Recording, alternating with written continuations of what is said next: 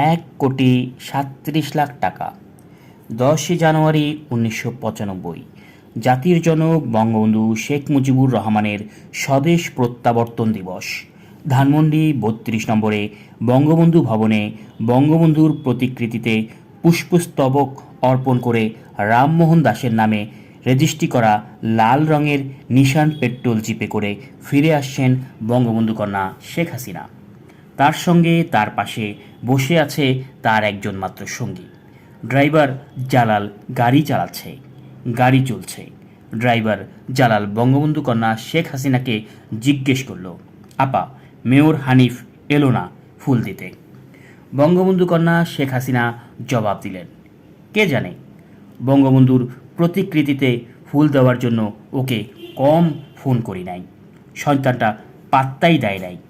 1,37,00,000 টাকা খরচ করে নিমক হারামটাকে আমি মেয়র বানিয়েছি। তোমরা তো সব জানো, সবই দেখেছ, সবই করেছ। কত কষ্ট করেছি আমি। আসলে যে দল থেকে একবার চলে যায় তাকে আর দলে নেওয়া উচিত নয়। ও মেয়র হওয়ার জন্য আমার সাথে বেইমানি করে স্বৈরাচারী এরশাদকে বাপ ডেকে এরশাদের পার্টিতে চলে গেছিল। সেইখানে ছ্যাক খেয়ে আবার আমার কাছে ফিরে যখন আসলো তখনই বেইমানটারে নেওয়া উচিত হয়নি। কিন্তু কি যে হইল, কি মনে করে যে আবার নিলাম। শয়তানটা আমার সাথে এত বড় বেইমানি করবে বুঝতে পারি নাই। বুঝলে কি আর এই কাম করি? নেত্রী এখন নামাজ পড়ছেন। বঙ্গবন্ধু কন্যা শেখ হাসিনা 1994 সালের শেষ মুহূর্তে ধানমন্ডি 5 নম্বর রোডের 54 নম্বর বাড়িতে উঠেই 1995 সালের জানুয়ারির প্রথম থেকেই জোরে সোরেভাবে লাগাতার আন্দোলন, সংগ্রাম, হরতাল, পদযাত্রা ইত্যাদি শুরু করলেন। দুপুর 2টায় টঙ্গী থেকে মহাখালী পর্যন্ত পদযাত্রা শুরু হলো। অর্থাৎ টঙ্গী থেকে সবাই পায়ে হেঁটে মহাখালী যাবেন। মহাখালীতে মঞ্চ তৈরি করা আছে।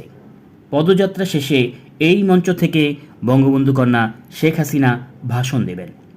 শেখ হাসিনার তার বেতনভুক্ত ব্যাগ বহনকারী রামমোহন দাসের নামে রেজিস্ট্রেশন করা লাল রঙের নিশান পেট্রোল জিপে করে বাকি সব নেতাকর্মীরা সবাই পায়ে হেঁটে টঙ্গী থেকে মহাখালীর দিকে রওনা হলো।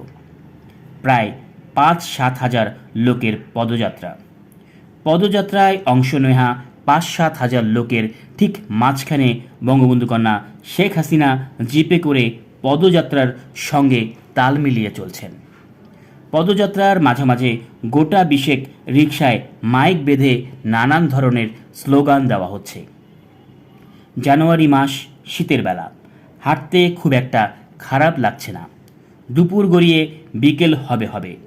হঠাৎ একটি মাইকে বলা হলো, জননেত্রী বঙ্গবন্ধু কন্যা শেখ হাসিনা এখন আসরের নামাজ পড়ছেন। সঙ্গে সঙ্গে সবগুলো মাইক থেকে বলা শুরু হলো, জননেত্রী বঙ্গবন্ধু কন্যা এখন আসরের নামাজ পড়ছেন। ঘড়িতে তখন 3:15 বাজে।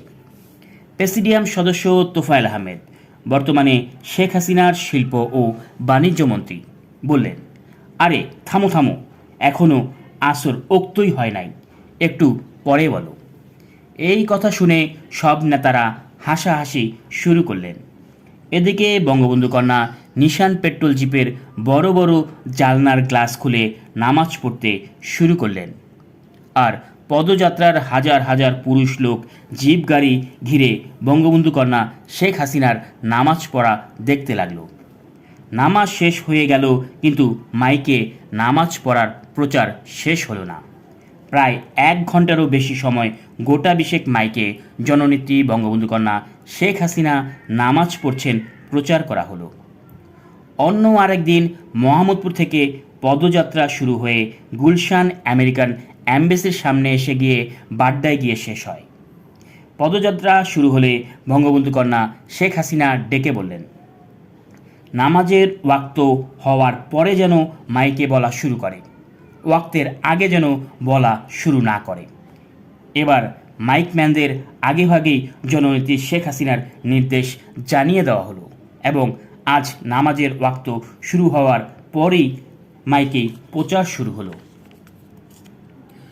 নেত্রী ও যথারীতি নিশান পেট্রোল জিপের জানালা খুলেই নামাজ আদায় করলেন। হাজার হাজার পুরুষ মানুষও জিপ ঘিরে বঙ্গবন্ধু কন্যার শেখ হাসিনার নামাজ আদায় দেখল। পদযাত্রা শেষে বঙ্গবন্ধু কন্যা তার 5 নম্বর ধানমন্ডি রোডের বাসায় গেলে তার এক সঙ্গী বলল, আপা, আপনি নামাজ পড়তে থাকলে মানুষ ভিড় করে আপনাকে দেখতে থাকে, এতে নামাজ নষ্ট হয়।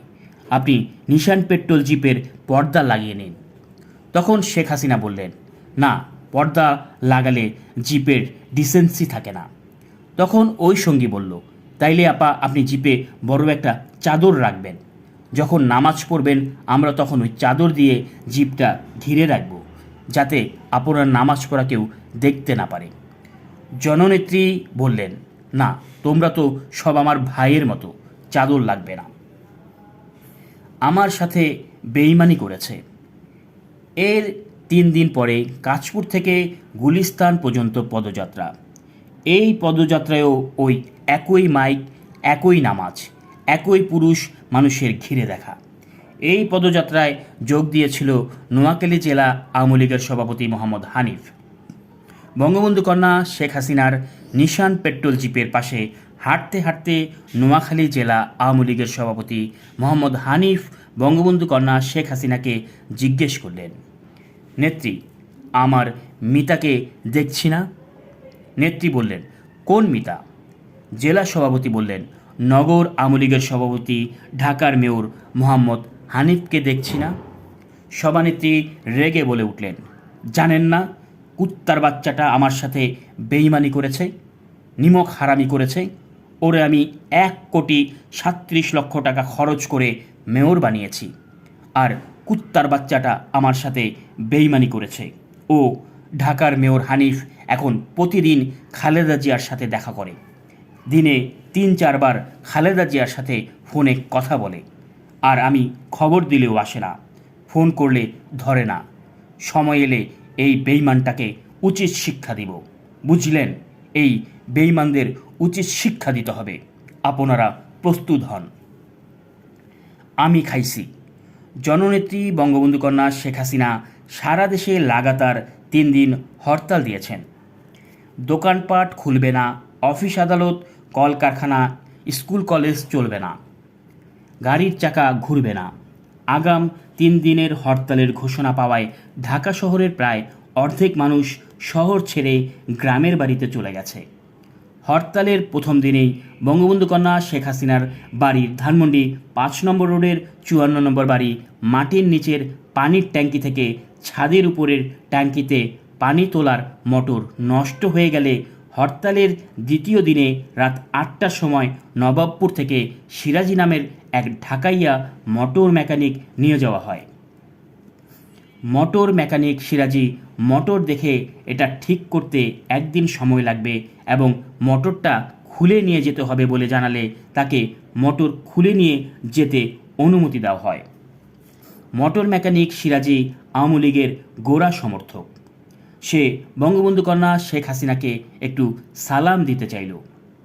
বঙ্গবন্ধু কন্যা 2 দিন থেকে মোটর নষ্ট হওয়ার কারণে ঠিকমতো গোসল করেননি, তার উপর আজ সারাদিন নিচেই নামেননি।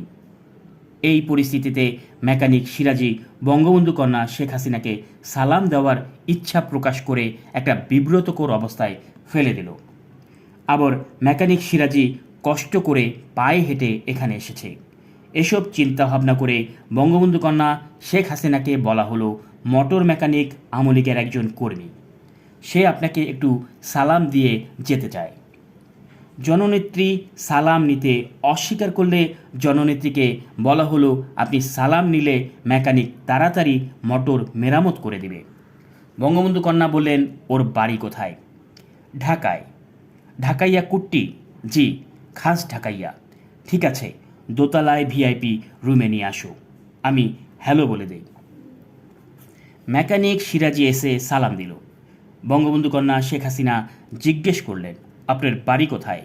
সিরাজি বলল, নবাবপুরে। বঙ্গবন্ধু কন্যা বললেন, বসেন। সিরাজি খুবই জড়তার সাথে জড়সড় হয়ে বসল। নেত্রী জিজ্ঞেস করলেন, আওয়ামী লীগ করেন বুঝি? মেকানিক সিরাজি বলল, পাকিস্তান আমল থেকেই আমলিক করি। এরপর জননেত্রী শেখ হাসিনা এক টানে মেয়র হানিফকে কথায় টেনে এনে বললেন, আমি ঢাকাইয়া হিসেবে হানিফকে মেয়র বানালাম, আর হানিফ মেয়র হয়ে আমার সাথে বেইমানি করল। আপনারা হানিফকে ছাড়বেন না। আমি 1,37,00,000 টাকা খরচ করে হানিফকে মেয়র বানিয়েছি, আর সেই হানিফ আমার সাথে নিমক হারামি করে খালেদা জিয়ার আঁচলের তলে ঢুকেছে। প্রতিদিন খালেদা জিয়ার সাথে দেখা করে, খালেদার কথা মতো আমার আন্দোলনে আসে না। বেঈমান, নিমক হারাম, আপনারা তৈরি হন, ওকে উচিত শিক্ষা দিবেন ইত্যাদি বলতে বলতে এক পর্যায়ে মোটর মেকানিক সিরাজীকেই আগামী নির্বাচনে হানিফের বিকল্প মেয়র প্রার্থী করে ফেললেন। তারপরও মেয়র হানিফের বিরুদ্ধে কথা বলা শেষ হলো না। প্রায় ঘণ্টাখানিক পার হয়ে গেল, কিন্তু কথা শেষ হলো না। এদিকে বঙ্গবন্ধু কন্যা শেখ হাসিনার আগেই বলা ছিল যে কোনো লোকই আমার কাছে এলে কিছুক্ষণ পরেই আমার নানা ধরনের কথা বলে আমার সামনে থেকে তুলে নিয়ে যাবে। আমার মানে শেখ হাসিনার এত রূপ গজায় নাই যে আমি ঘন্টার পর ঘন্টা একজনকে সামনে নিয়ে বসে থাকব। আবার আমি নিজে তো কাউকে বলতে পারি না এখন যান। কাজেই আমার কাছে কেউ এলে তোমরা তাকে নানা কথা বলে উঠিয়ে নিয়ে যাবে। নেত্রীর এই কথা মনে করে মোটর মেকানিক সিরাজীকে বলা হলো, আপনি ওঠেন, নেত্রী রাতের খাবার খাবেন। সিরাজী উঠে দাঁড়ালো, কিন্তু বঙ্গবন্ধু কন্যা কথা থামালেন না। সিরাজী কিছুক্ষণ দাঁড়িয়ে থেকে আবার বসল। দ্বিতীয়বার আবার সিরাজীকে বলা হলো, আপনি ওঠেন, নেত্রী রাতের খাবার খাবেন। কিন্তু বঙ্গবন্ধু কন্যার মেয়র হানিফের বিরুদ্ধে কথা বলা শেষ হলো না। তিনি বলতেই থাকলেন। মেকানিক সিরাজী আবারও বসে পড়ল। বঙ্গবন্ধু কন্যা মেয়র হানিফের বিরুদ্ধে মশগুল হয়ে কথা বলছেন। মিনিট 10 পর মেকানিক সিরাজীকে তৃতীয়বার বলা হলো, আপনি ওঠেন, নেত্রী ভাত খাবেন। সঙ্গে সঙ্গে বঙ্গবন্ধু কন্যা শেখ হাসিনা বলে উঠলেন, আমি খাইছি।